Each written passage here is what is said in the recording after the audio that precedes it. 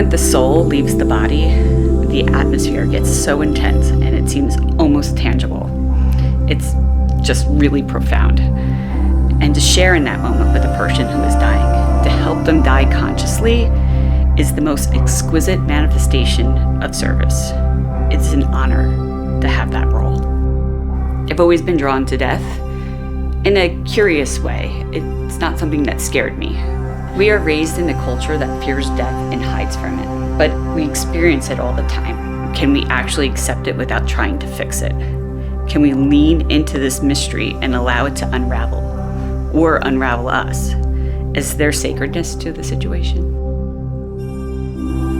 The question of wondering why I'm here and what's my soul's purpose, those are questions that are really prayers. At the origin, I am a spiritual director. I approach life and all stages of life, birth, growth, death, and rebirth, with the view of where spirit is and looking for spirit and feeling spirit move through us. I do end-of-life doula work, and those services from end of life could look anywhere from a legacy project, life review, visual planning, visual setting. I am a Master Reiki practitioner and fascinated by mythology and archetypes.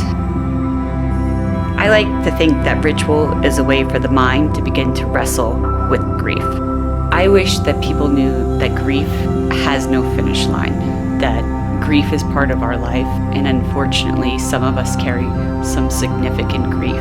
And there will be days where your grief is so intense, and moments of that intensity and waves of that grief will come. If your grief is very intense, do you have the same intensity levels of coping? I think my favorite time with the client is when, we enter at the street level. That's where we live. It's hot, it's noisy.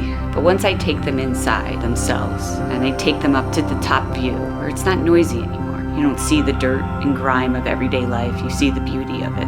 And watching that person have transformed their view from the nitty-gritty to the sacredness and beauty of this mess we call life is a really profound moment where they can have that penthouse view of what it's all about.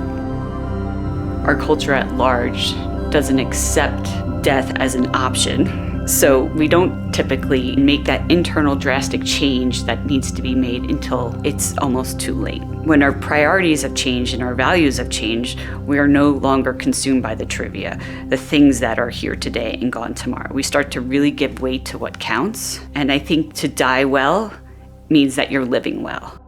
Life is always going to be about transforming, a sense of birth, growth, death, and rebirth. There will always be trepidation, but we ask ourselves, can we exist in the space in between?